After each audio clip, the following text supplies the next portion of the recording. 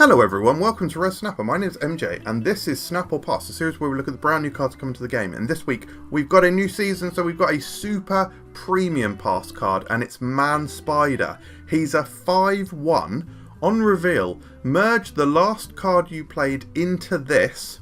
When this merges, double its power. In this video we're going to be talking about countless synergies, decks. It's going to be an awesome time. You can skip to the section you want using chapters below, but true legends stay until the end.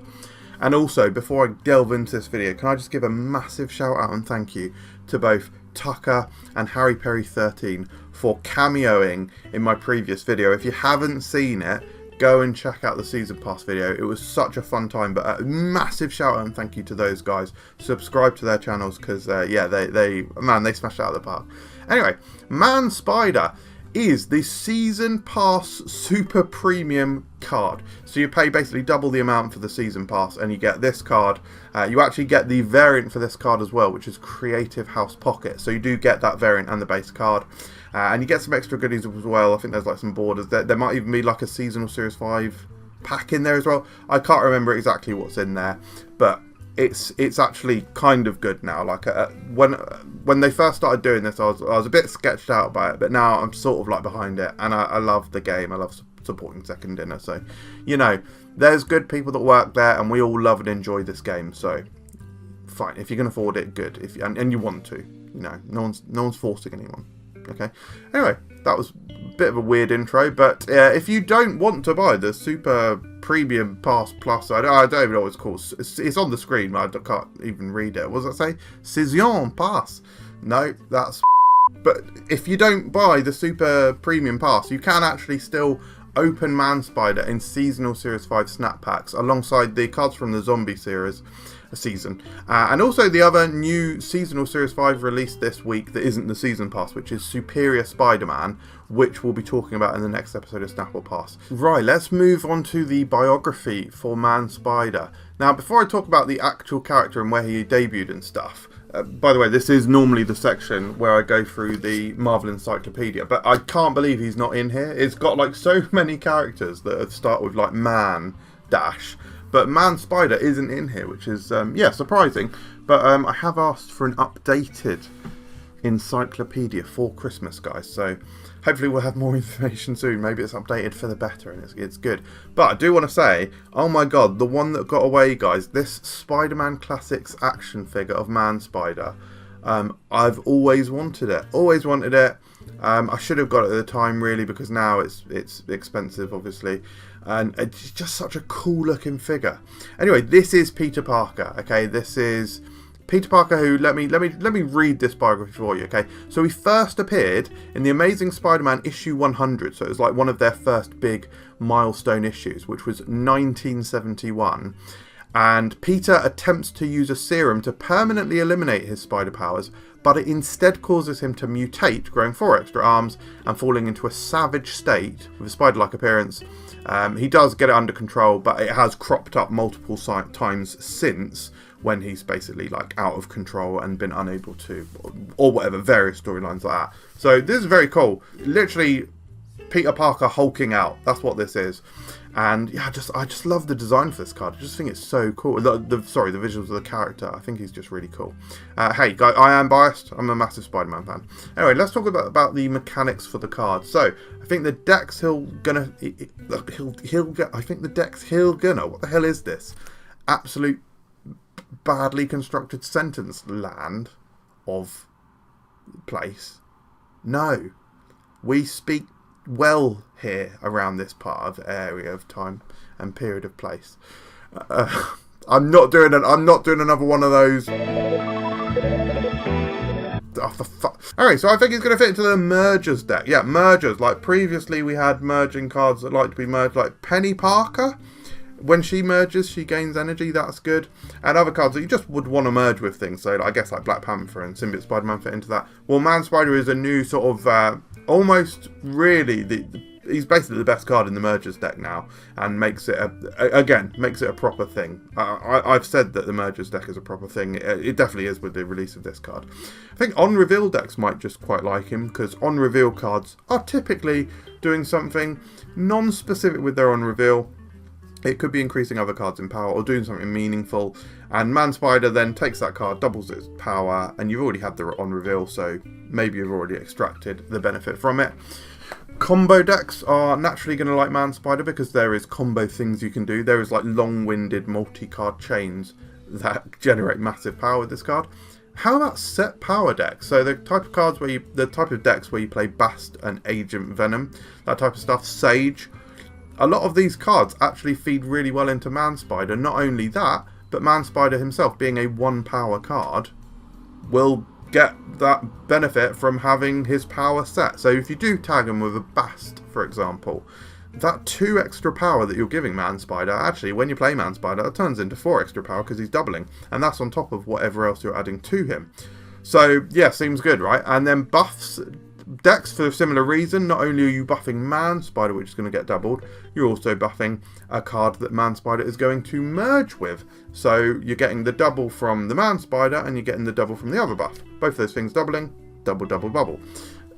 And then maybe Sauron decks. If you think about the fact that Man Spider is wiping out the text of a card, sort of what he's doing, right? He is sucking up the card, right? It's not him merging into a card. He is merging with them and they're getting erased, okay? So if that's something... Oh my god, here we go.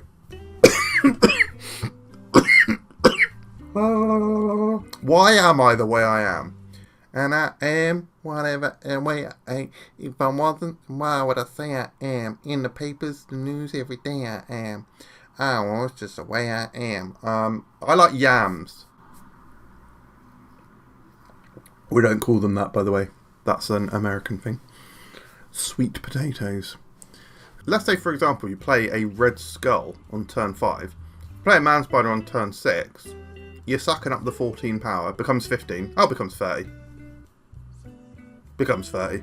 It's like a retroactive better than Shuri, right? So, it's pretty crazy. Like, think about lockdown decks as well. I didn't actually write down lockdown decks, but if you can blank off a location with Storm on turn 3... definitely win it turn 4, maybe with something like a Stegron could be interesting, or Negasonic Teenage Warhead if you've got if you're playing like a tempo deck. Anything where you can like cheat power into it. Maybe your first several turns, maybe it was like Spider-Punk, maybe it was Jeff, maybe it was Nightcrawler. You move all of them into the stormed location, then on turn 5, your Red Skull, turn 6, your Man Spider. Are they beating 30 power at a location? Quite possibly not, right? So, yeah, actually, I just really like... Actually, I like Lockdown with this. I should really have added it onto the slide anyway. So, like Strange Supreme, he can merge cards by sucking them into his Good, really good. Really good. He can merge cards by sucking them into his locations. That means he can traverse locations in that sense, right? He can move power from one location to another. That's somewhat the benefit of doing like that Red Skull example. They might Shang-Chi. You've actually moved the power, which is cool because this card is not like this card text does not say here.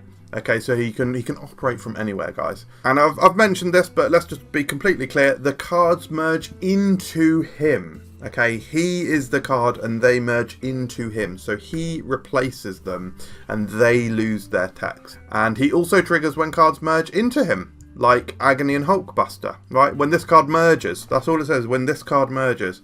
So if you're Agony, the Agony is merging into Man Spider, right? Agony's gone. Same with Hulkbuster. Hulkbuster's gone at the end of it and your card is merged. So when this merges, it doubles in power. It's so good because all you need to do, let's just even think about the Red Skull play, right? The Red Skull play that we spoke about, that's taking up your final 2 turns, right? So that's, yes, it's a 30 power card, but actually it's kind of like an 11 energy outspend, right? So for 11 energy, I do want at least 30 power, right? However, bring that play pattern down a turn, right? You maybe do something like a crossbones, fucking idiot. Crossbones on Crossbones on turn 4. You play Man Spider on turn 5. The 10 goes to 11, and then the 11 goes to 22. On the final turn, you can either just do a 6 cost card somewhere or whatever your plans are, or If you play Hulkbuster on Man Spider, 22 goes to 25, 25 goes to 50. Is that not crazy? Yeah, you've only got 4 energy to do the rest of the things with. And remember, that is like that's still like an 11 energy output. And, you know, if you're doing stuff like that, you could do Black Panther Zola. So you could do similar power level stuff, right? But I'm just saying, this is the type of combo. This is the type of combo that you can do. We'll also talk about the Arnim Zola stuff in a minute, because that gets a bit complicated. That gets so complicated that I barely even understand it myself. Okay. But the pros. So he can scale multiple times with simple or cheap merging effects, like Agony. Talk about the Agony playline, right? Agony on turn 1. Turn 2, don't even care what you do. Turn 3, again, I don't really care what you do. Turn 4, you play, let's say, Crossbones again, somewhere. Turn 5, you do Man Spider on top of the Agony. Okay, Man Spider becomes 11 because he sucks up Crossbones. That then doubles because Man Spider hasn't resolved yet, so that doubles to 22.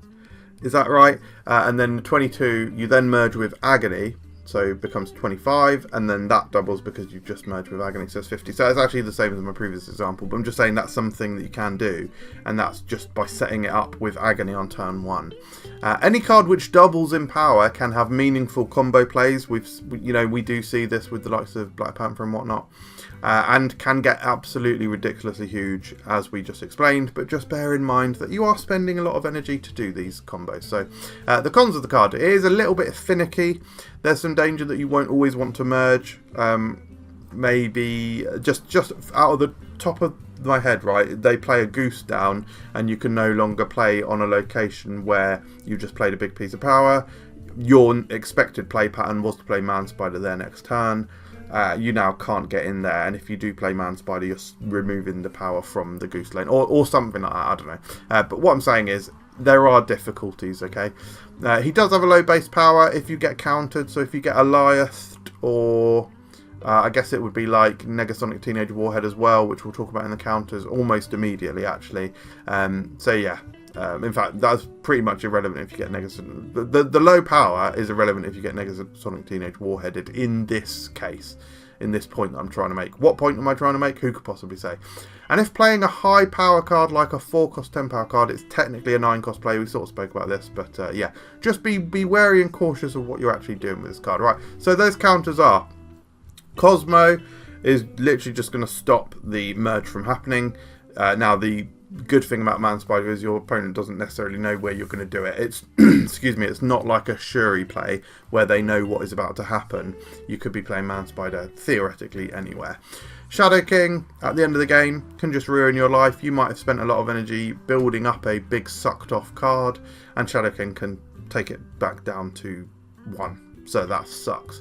And Negasonic Teenage Warhead, in addition to what I just previously said, actually, if you are merging a card into Man Spider and it gets destroyed by Negasonic Teenage Warhead, she's just got unbelievable value because she costs 4, Man Spider costs 5, and then whatever the cost of the card that you just sucked was. So, Synergies though, there's some very interesting stuff with this card. So we've already spoken about some of these, like Agony and Hulkbuster. Penny Parker is an interesting one because with Spider just having been buffed as well, that's really cool. But obviously she's a card that generates a card that merges, especially as the new merging card is now a 5 power card, I think it is. So you merge that into Man Spider and it's, just good really. Yeah, I don't really know what I'm saying. But I guess Penny's become one of the biggest merging cards that you play after the fact. I don't know. I truly don't know what I'm saying, but this is all very good. Now, Electro is a really interesting one. In fact, Electro and Lunar Snow are cut from the same cloth in this instance. You can play them both on turn 3 and suck it up with Man Spider. Now, the good thing about Electro is that you're getting rid of an ability. The good thing about Lunar Snow, you're getting rid of the downside, right? The ongoing ability of Electro of only being able to play 1 card a turn. With Lunar Snow, she has slightly higher power, so the 7 becomes 14. So that's really strong for a turn 4 play, right? I really like the idea of Scarlet Spider with Man Spider because, first of all, thematically it works.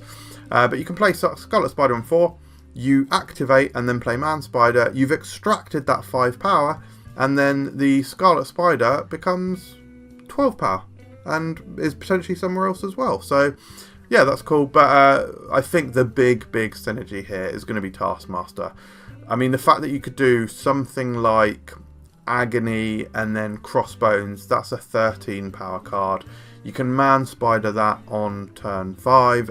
If you're playing it in a buffs deck, all of these things could be higher than this anyway.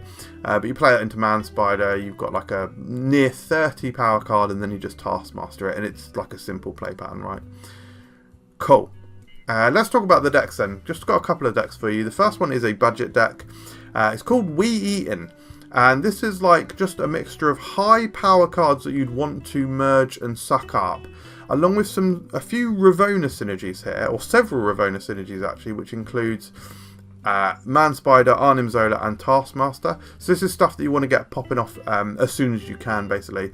And then like maybe just like some powerful turn 4 cards that you wouldn't necessarily expect, like Rescue and Laufey. These are interesting cards, especially with Laufey. You get a little bit of that ability because you're stealing power from your opponent, and then you suck it up with Man Spider and convert it into doubling the power. And then you've got the Arnim Zola. Now, this is where we will talk about the complicated thing about Arnim Zola, right? And again, I'm a terrible person to be explaining this because I barely understand it. But when you play Arnim Zola on Man Spider, Man Spider is creating copies, okay? The first Man Spider, it's got no previous card that you played, because Arnim Zola hasn't finished resolving yet, so Arnim Zola wasn't the last card you played. The last card you played was Man Spider, so Man Spider's got nothing to suck up and nothing to merge with. The second Man Spider, I think it's the same. So I'm not sure either of them will merge, okay? However, so what you want to basically do is, if you're playing Arnim Zola and you're not manipulating energy, because you don't have to do this if you are manipulating energy, which you might be. But anyway, if you play between Man Spider and Zola, if you play a 0-cost card like Wasp or Yellow Jacket, I prefer Yellow Jacket here because it's double the power, and then it's because you're doubling the power, the Yellow Jacket in this context is technically a 4 power instead of Wasp, who's a 2 power. So even if you're playing at a location where you've got another card and you're reducing their power by 1, you're actually still benefiting overall. Anyway, you play Yellow Jacket and then Arnim Zola on the Man Spider, and that way you do have a previous card to merge with. So your probably big Man Spider, it could be 16 plus power by this point, is merging with Yellow Jacket, which becomes 18, which becomes 36. So yeah, but one of the Man Spiders doesn't, right? Guys, I barely know how this is going to work. If Yellow Jacket merged... okay, I think I get it. Yellow Jacket merged into the first Man Spider copy, which means the second Man Spider copy is going to suck up the first. Is that right? And if you do that, it's like unbelievably high in power. So yeah, doing the Arnim Zola thing, doing the Arnim Zola Yellow Jacket Wasp thing, I think leaves you with one absolutely huge Man Spider. Probably at the right location. I don't really know. Anyway, fine. I've spent far too long explaining this. The next deck is Nomura's Best Friend. If you know, you know. And this is like an Atlantis style deck. So we have got the likes of my favourite like Atlantis style cards. So we've got Scarlet Spider, we've got Clear in this deck. I have got the Season Pass card Spider-Punk in here. We've got Lunar Snow for a bit of ramping, and that's obviously not necessarily going to be our Nomura location anyway. We can do like a Captain Marvel, which we might want to do, or you play Captain Marvel on the final turn, because your final turn could be Hulkbuster into Man Spider and Captain Marvel. That would actually be my preference. But one really nice play line here could be Gwenpool on 4, Man Spider on 5. Man Spider might have taken a little bit of power from Gwenpool, so maybe Man Spider's a 3 power card or a 5 power card.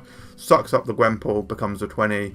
Final turn you do even as little as like if you like top deck and Agony. Final turn could be Agony and Nomura. That's still a huge amount of power to be outputting, and you could do a surprise winner location that they don't think they're going to win, or you do like the Captain Marvel thing, Forge Captain Marvel. That could be good. Yada yada yada. This is all very cool. Let's move on to the star rating. So actually, guys, I think this card might be better than the Season Pass card. I think. I think to me, so I've given him 4.5 stars. I think for me, he's incredibly fun. I've given 4 stars for fun, but I'm holding back almost. I'm so excited to play with this card. I also absolutely love the artwork as well. I think the base artwork for this card is so good. I just think Eduardo Mello is a fantastic artist. I'll talk about that in our next video on this channel as well. For the archetype, he is the new best merge card, I think. Yes, Symbiote Spider-Man's great, and Symbiote Spider-Man can do the on-reveal of the card. Symbiote Spider-Man's almost the opposite of this because he's keeping the card's ability. So you can do Galactus stuff, you can do Black Panther stuff, but Man Spider's just so freaking cool. So I've given 5 stars, and from a competitive standpoint, I can only assume, surely we'll see this in the meta. So 4 stars for that, and ultimately I think it's a snap. Yes, if you can afford to buy the Super Premium Season Pass plus Mega Bundle, then do it. I think it's cool. I think it's good, guys. I think it's good. We're in a good. It's a great time to be a Marvel Snap player, as fantastic content creators would say. Anyway, thank you very much for watching. If you've made it this hard, what should we do? I don't really want to cycle through the different emojis. I want to keep you guys on your toes. Also, I need to add more emojis. But let's do watermelon again then, shall we? Leave a watermelon in the comments if you got this far. Thank you so much for watching. Give this video a like. I do put a lot of effort into this channel. And yeah, I know you guys appreciate it, but yeah, it's you know, just makes me feel good when you like the video and stuff. So yeah, please do that. And I'll see you next time. Oh, it makes the video do well as well, doesn't it? And then more people will see my madness, and they'll be like, "Wow, he's irritating. Don't like him. Unsubscribe." No, you can't actually unsubscribe to someone you're not already subscribed to. So they'll just see it and they'll be like, "No," which is what happens because yeah. Anyway, good. I'm crashing out. Bye.